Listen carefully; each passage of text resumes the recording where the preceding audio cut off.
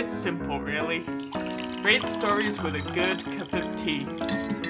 It's the Tea with Mike show. On this episode, French entrepreneur Remy stops by.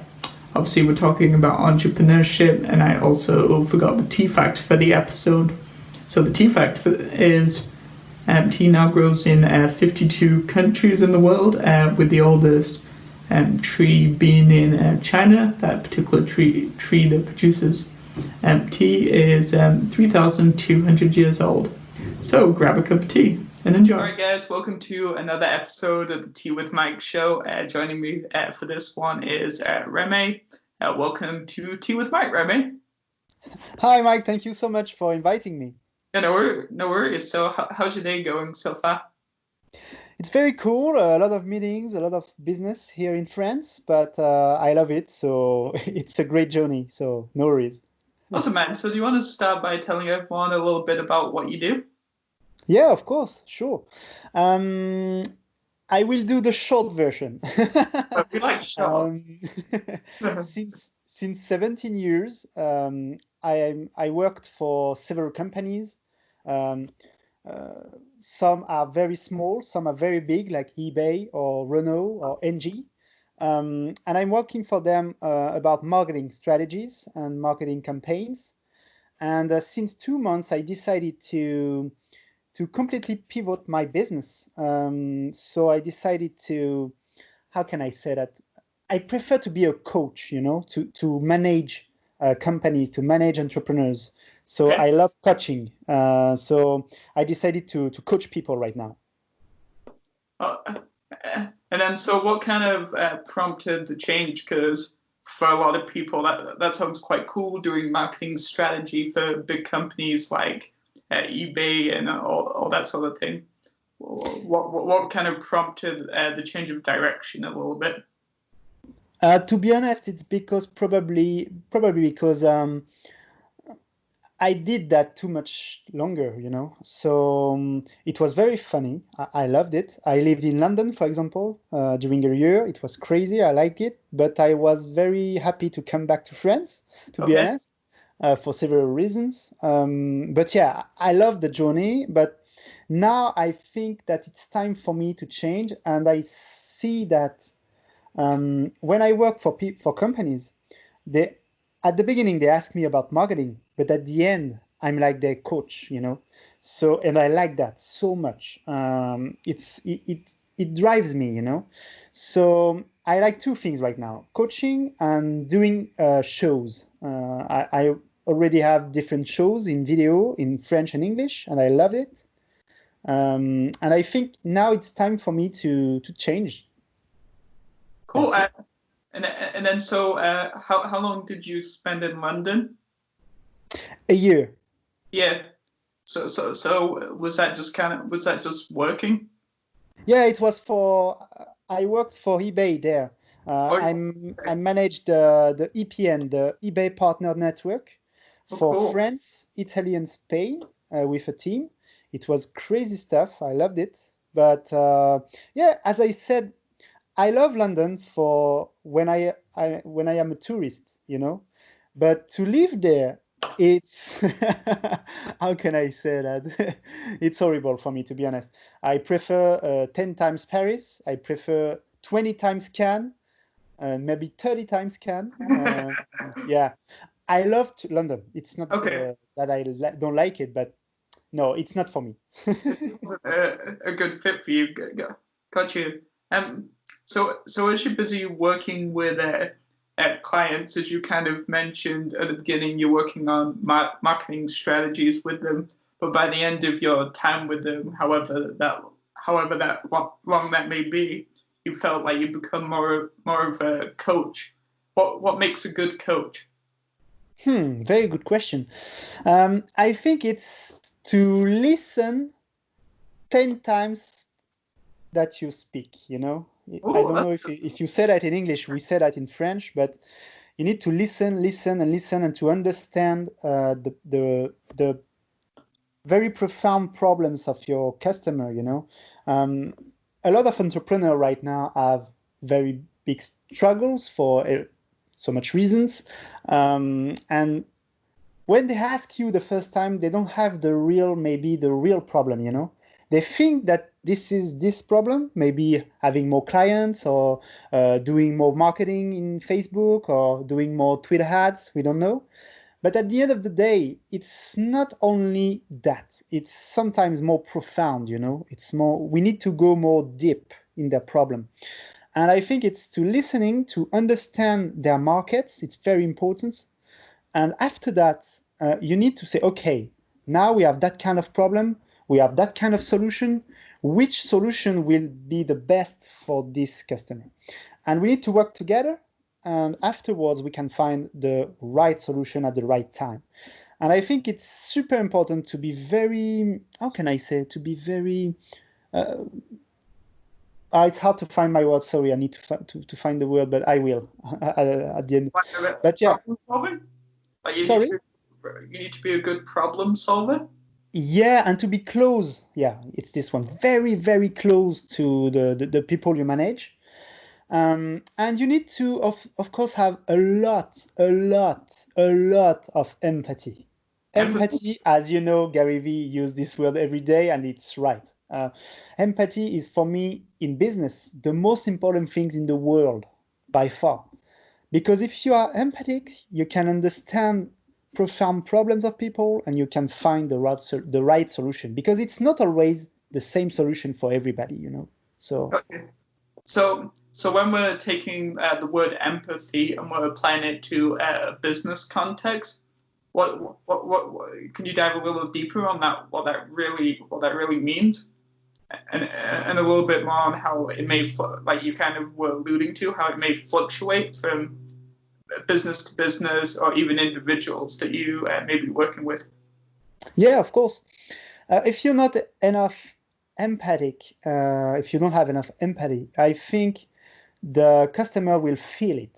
They will feel, okay, this guy is just talking, he's just here, I'm the best, you need to do that, you need to do the thing, you need to do it. Kind of here for the paycheck mentality, collecting money. Yeah, definitely. I think, the mentality, it's like being a boss rather than being a leader, you know, in a company. It's exactly the same, I think. A boss just say, you need to do that right now.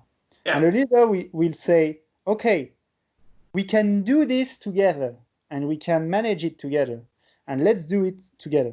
So it's very different, I think. And the very important thing to understand is that, as I said, a lot of people have very different kind of problems. And it's not always just marketing or just communication or just website or just finding new customers, or it's so much profound, I think.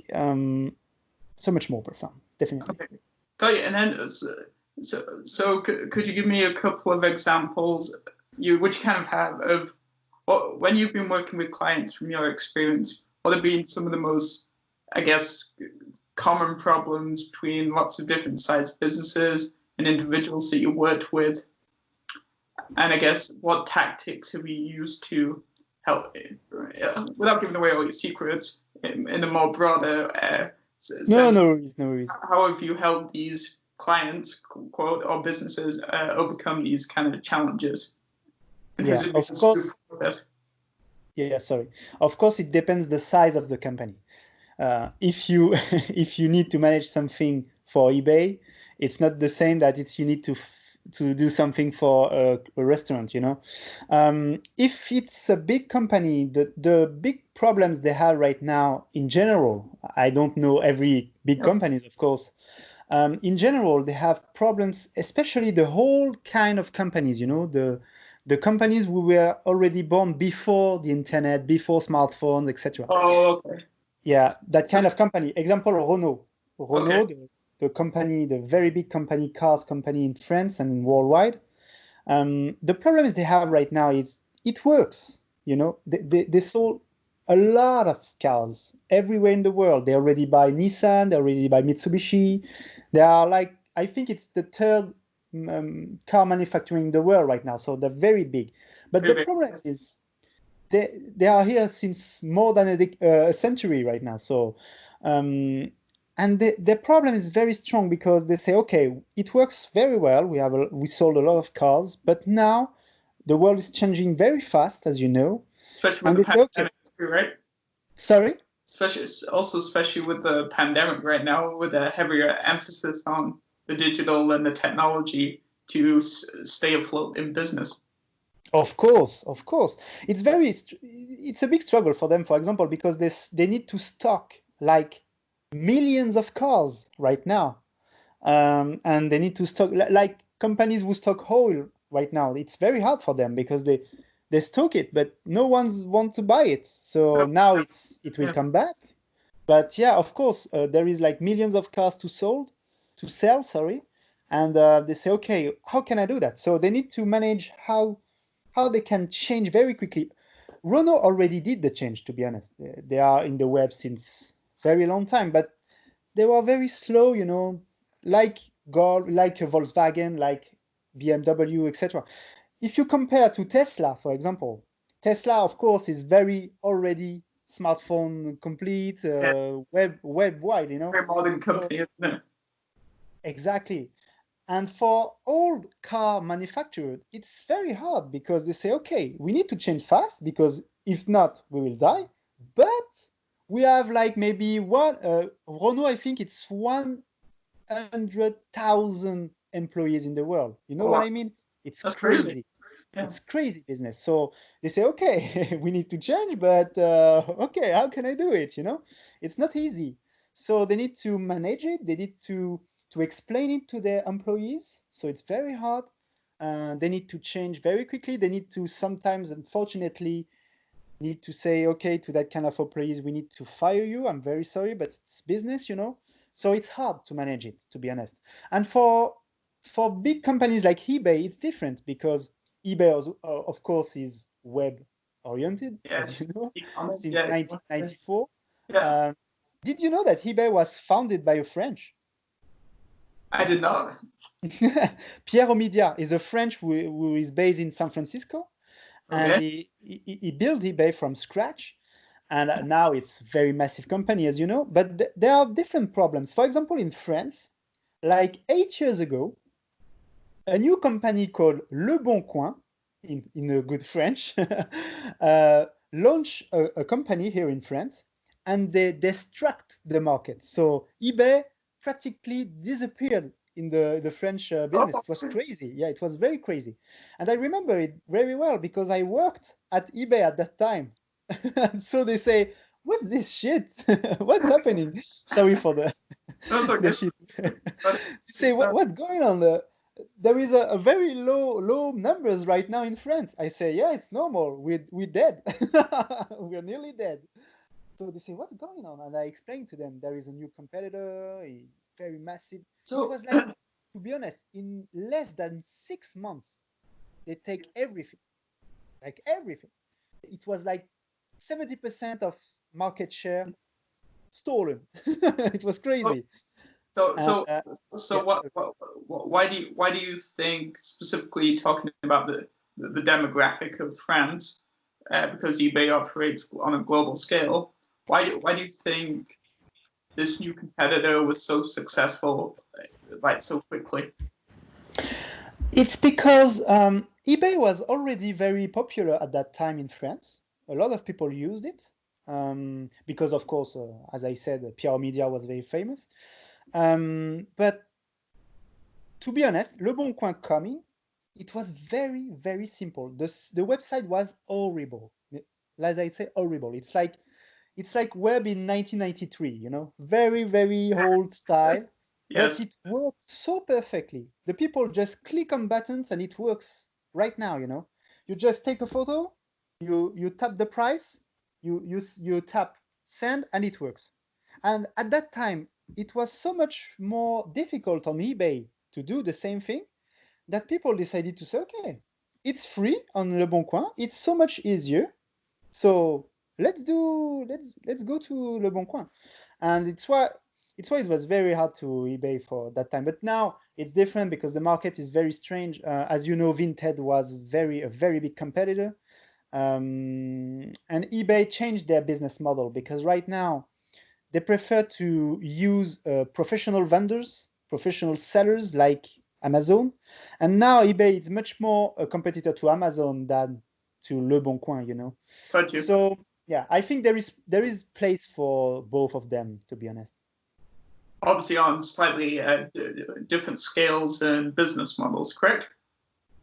And Le Bon Coin at the beginning was a Swedish, I think. It was a Swedish company who decided to invade France.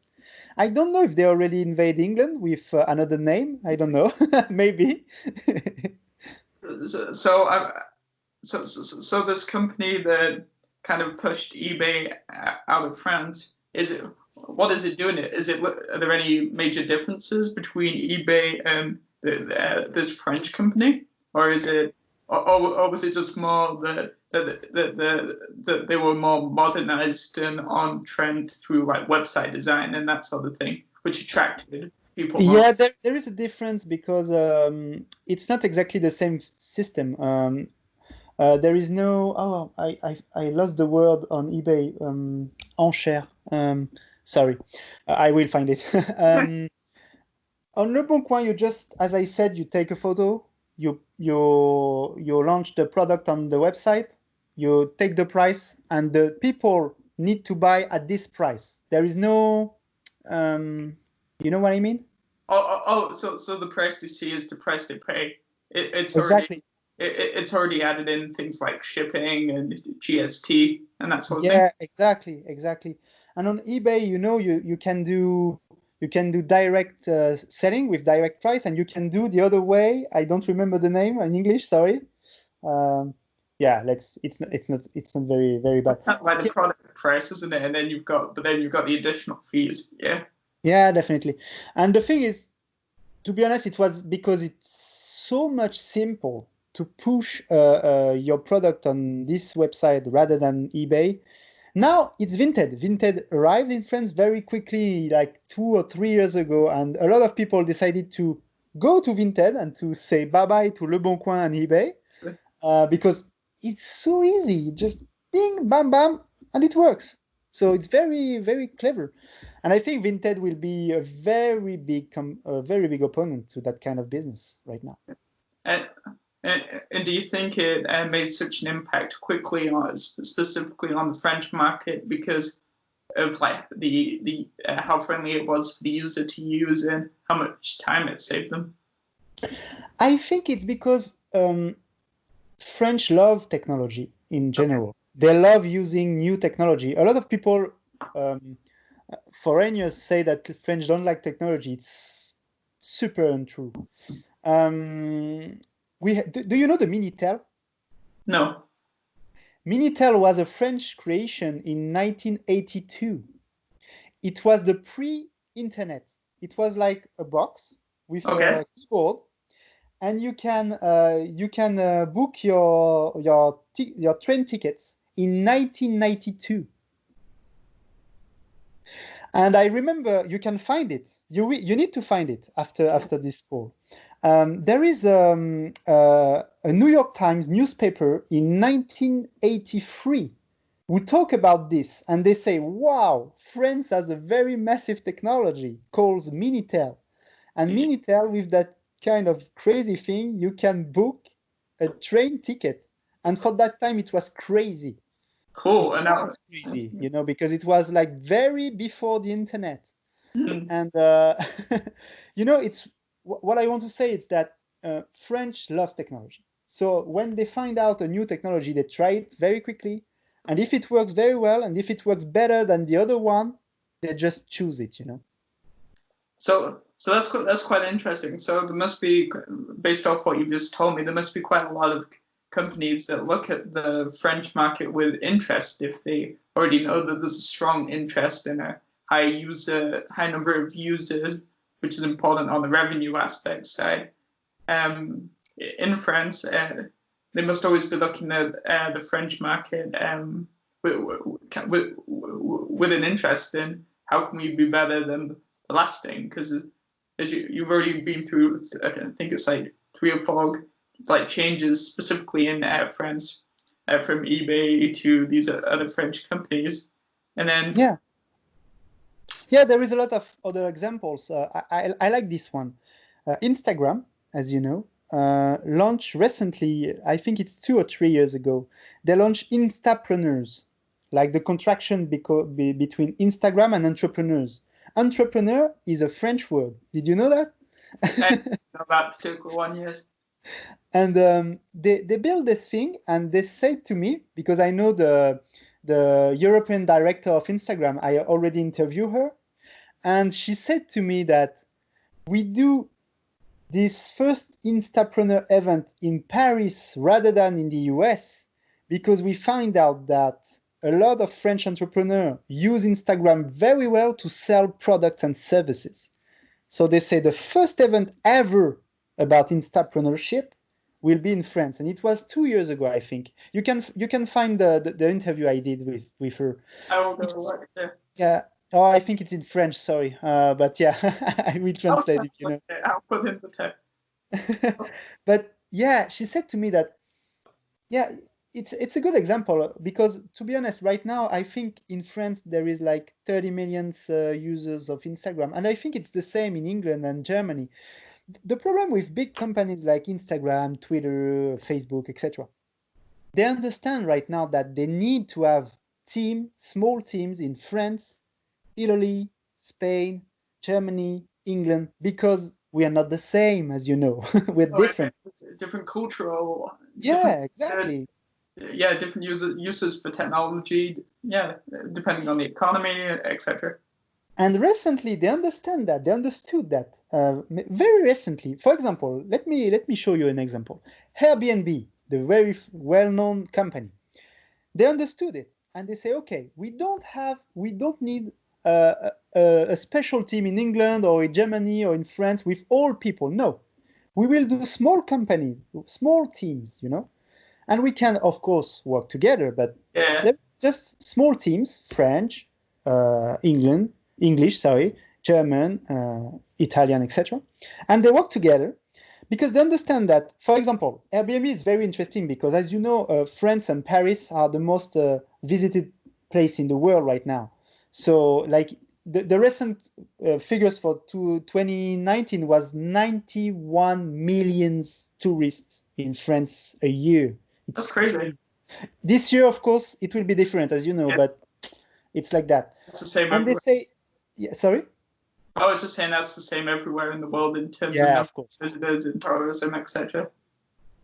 And Airbnb say, okay, France is the first destination for Airbnb. They say that Paris is they say the first city visited by Airbnb people as Paris, and second is New York. So Paris is first. And they say that, Paris and France is a very massive market for us, of course, because we have a lot of business there.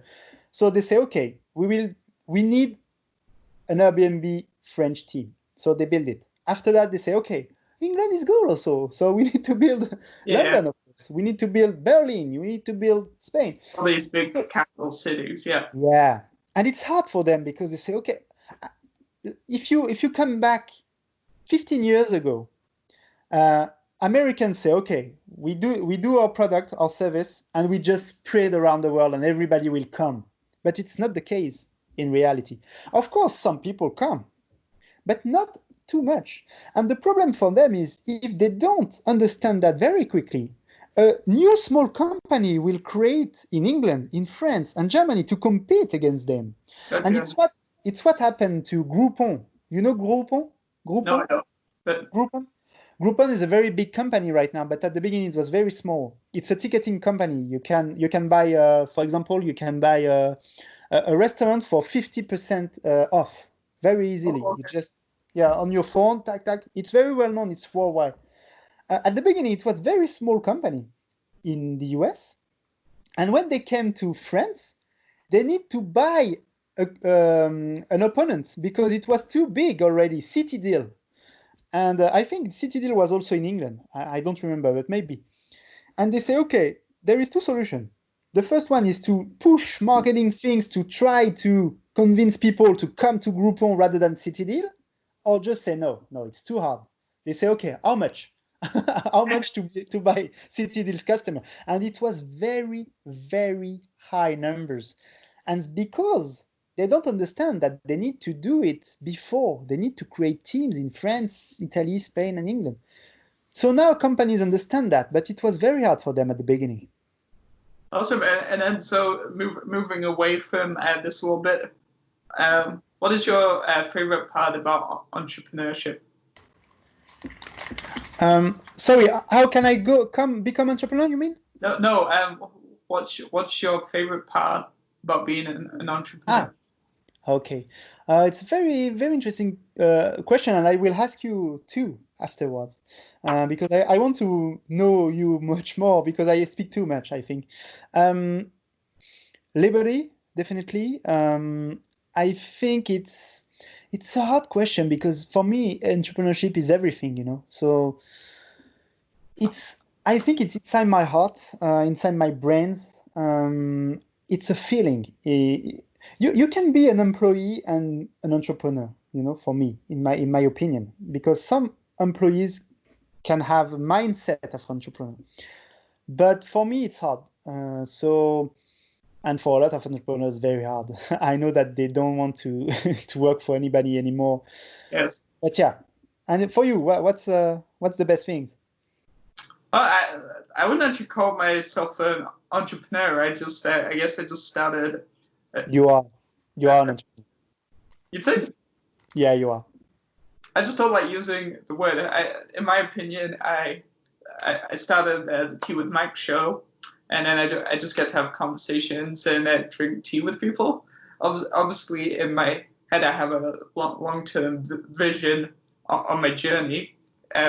Obviously, when I first started it, I was just doing it for fun. Now it's become a little bit more serious. I invest a lot of time into it, and I drink a lot of tea. So I guess I don't like using the word entrepreneur. I just like to here I have this show where I talk to people and learn more about them. Do you plan to launch like a tea e-commerce thing or something? Totally, man. It's as Gary Vee says, because I know I've seen the picture of you with Gary Vee, pretty cool. I'm kind of playing the long game, so right now really focused on awareness of what I'm doing and building up the audience, and then obviously, the community. I'm doing a lot of work in the research behind e-commerce and merchandising, but what I'm doing is I'm building up my audience to the thousands and making them really loyal because I'm giving so much value. And then at a later date, then I'm going to convert and it'll pay off. So I'm playing the long game. Do you have a real passion for tea? I think so. Yes, I love tea. Being from England, been drinking it for a long time. It's a cultural thing. It's crazy because I said to my sister, you need to listen to his show. She loves tea and she loves England, so I think it's a perfect match for her. Thanks for promoting. It's a good show. So it's been an interesting journey. Always learning new things, right? Like I was explaining before we started this, how I changed my background now, so it looks more interesting, for people and stuff. So always trying to improve. Yeah, you say a good point. I need to learn every day. If I don't learn, I'm like, what's going on? If I don't learn, I have the impression to come back, you know, to the older me, to the whole me, you know. So I think you have the same. To be honest, you are an entrepreneur. I'm pretty sure. I'm 1000% sure of that. As I said, entrepreneurship is a mindset. It's not you have thousands or millions of dollars. It's not about money. It's about how you feel, how you think, how you create, and what you trying and what you will create with this show is 10,000% entrepreneurship for me. No, good. Do you kind of, seeing as we're talking about it, do you have any other questions or something that you want to ask me? Yeah, of course. What's as you know, I interviewed Gary Vee 3 times in France, in Cannes, French Riviera. And it was great. Yeah, 3 times. Yeah, you can find the videos on my YouTube. I'm gonna go look. And I know that you were in the Tea with Gary V show very recently, and Yes. the problem is I just see you and I say, oh, I don't have time to see the thing, unfortunately. So what's happening? What happened? Oh yeah. So so I've been following him for about 2 years. It was a strange journey, and then obviously when you first start watching his stuff, you think he's a bit of a nut job, right? Because he's talking about lots of things that you don't understand and you can't resonate to. But then as you watch it more and then you listen, see, it goes back to when you were talking about listening. You start to pick up on things that you can apply to improve your own life. So I was doing that for a while, and then I got excited when he kind of liked a couple of tweets of mine, and then obviously, as we know, because of the pandemic, he started the Tea with Gary V show, and then because I started building up quite an active audience on social media, people started tweeting at me, "Oh, Mike, did you see that Gary V's got a show?" Because I didn't see it at first, and then lots of different people made me aware, so I started checking it out, and then even before that, I guess I've been talking to members of his team because people forget that he has a big team behind him, and now, so yes, but it was not the same at the beginning. Yeah, and so a lot of them kind of followed me, and we've talked previously. So my strategy for I guess getting on the show was just keep talking to them, and it helped that I'd already been talking long before the Tea with Gary V show, right? And then after that, and then I made some videos on a little bit on why I should be on the show, and then I kept tweeting like tea facts at Gary and stuff like that, and eventually I got to be on the show. It's cool. Do you have a lot of new not customers maybe, but new people who follow you very quickly, or what? Yeah. Yes, for sure. When he has like 300,000 to 500,000 people watch a video, it definitely gives you some exposure because that's how you saw me, right? So really just been focusing on building those relationships with all these different people, seeing what it can do for them, and then obviously eventually weaving into what I do and a show. Yeah. So I guess Cool. It's cool. What's the objectives in a year, in 3 years, and 5 years on your show? Did you know that? What's the goals? Well, that's good. So I guess over the next year, because of the pandemic, just like being consistent, putting out the content every single day, building those relationships. So I guess that's the main priority goal in you over the next year, and I guess all the way through, because that's how you keep growing and growing. Of course. And then while I'm working on that, obviously, then there's lots of work going on behind the scenes, and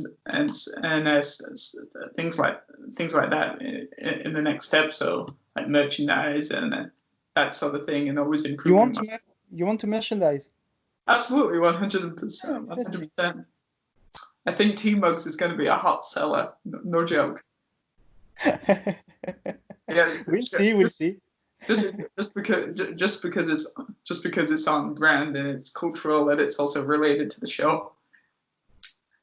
The question, if I was at your place, at your position, I will ask me the question: is it better to sell directly tea, or is it better to sell merchandising, or both, maybe? Well, it's a good question, I think. So my plan is to start, because I'm very small still, so building up that brand loyalty.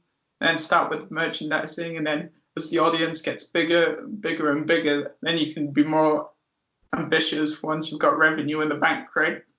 You have to get a certain amount of capital in the bank in order to work towards bigger goals, I guess, is what I'm trying to say. Yeah, of course.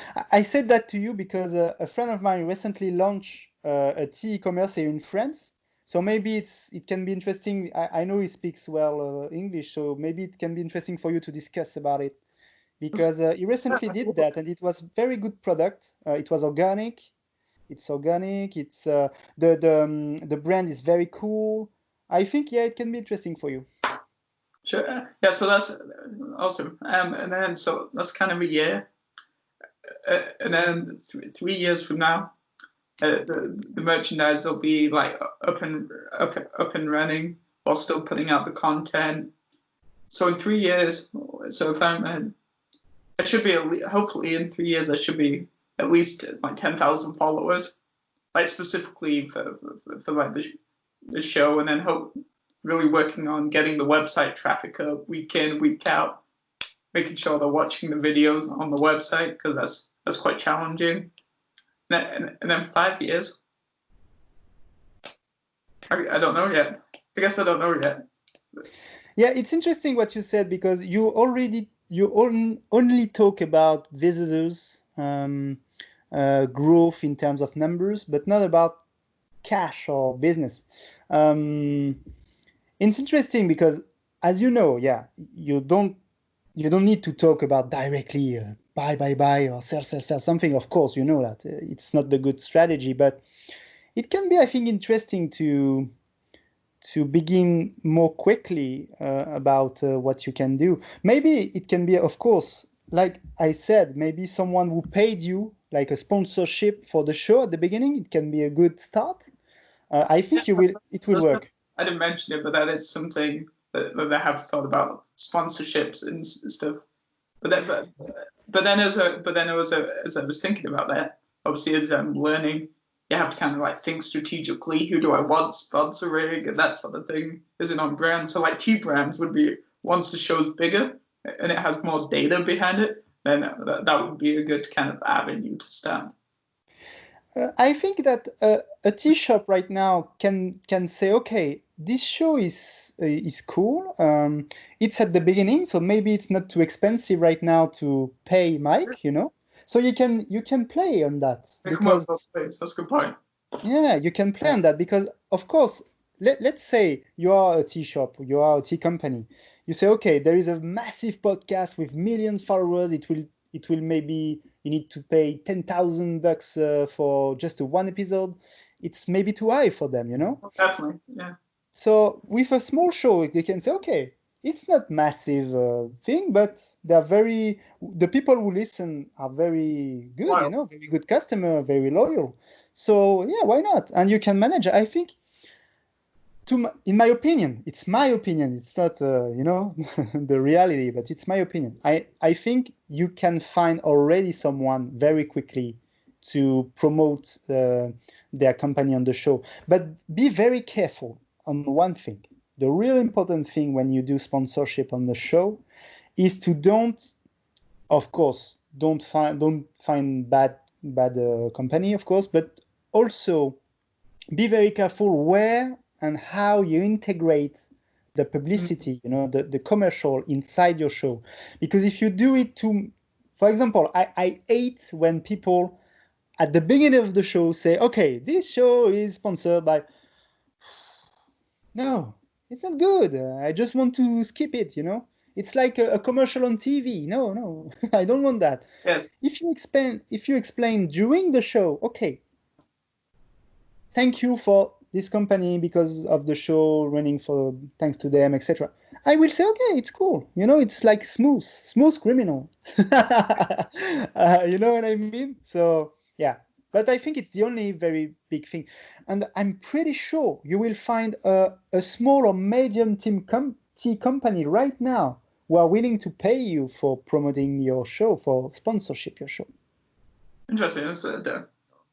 And then do you have any tips? Because something that I've been thinking about is trying to get to talk about Teawithmike in media outlets.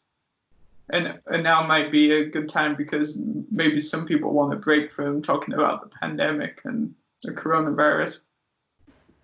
Yeah, Of course, of course. I was a journalist some years ago about business, and a lot of people trying to convince journalists with bad content, with cold emails, very bad cold emails, very bad strategy in general. And it's not only in France; it's the same in England and in the US. So Well, it's worldwide. But I think, of course, you need to be on the news. It's very important for journalists to have content on the news because their work is to explain the news, you know. So, okay, if you talk about something like it was 2 years ago, they say, okay, it's 2 years ago. Well, I don't care, you know. It's not the right fit, the right time. So, of course, you need to use news to interact with them. And of course, right now it's the right time, I think, very quickly because there is a lot of struggles, as you know, and they like new stories, new good feel. positive stories. Yeah. Yeah, they need it for their audience. So yeah, I think it's the right time. Okay. And any Let's do it. any tips for right hooking media interviews, or even an online, not necessarily Of course, any tips? Don't use emails on the first approach. Never email. LinkedIn or Twitter. LinkedIn or Twitter only. For example, right now, all the good journalists are on Twitter because it's like their new email. You know, they say, okay, on Twitter, I will check the last good thing, the last important things in just one click, so I can see what's happening in the world right now. So if you can enter to that kind of discussions with them, and I think, yeah, the good tip is to don't ask at them directly, to enter in a already discussion. You know, I don't know if it's understandable what I said, but for example, if you find out 10, let's say you find out 10 great journalists who really want to discuss with them, just follow their account, see when they interact with someone else, just use the notification button so you can see when they interact, when they are on their computer. And when they discuss about something, just entering the discussion at that time, like 5 or 10 minutes. And they will exchange and they will respond, and boom, you have the first contact. Because if you just email someone like everybody else did, they're not going to look at it. Yeah. They don't care. To be honest, I was just a small business journalist in France, and I received more than 500 mails a day. 500 mails a day. How can I find you in that sheet? Yeah. You know what I mean? Of course, I will read some of them, but I can't read everything. I need to work, you know? So I will just check it, and perhaps maybe, but the thing is, I will spend so much more times on Twitter and LinkedIn to find out good stories, to find out news. So if you are in this thing, you will win. Awesome. Well, thank you so much for being on the show today. Yeah, it was very cool. All right, guys, that was another fantastic episode of the Tea with Mike show with Remy. Make sure you watch this episode at teawithmike.com. Thanks again, Remy. Thanks again, and don't forget something very important, the audience of this Mike show. It's super important right now to be an entrepreneur, and it's super cool, so let's do it. Great, man. Thanks again. Thanks, bye-bye. It's the Tea with Mike show.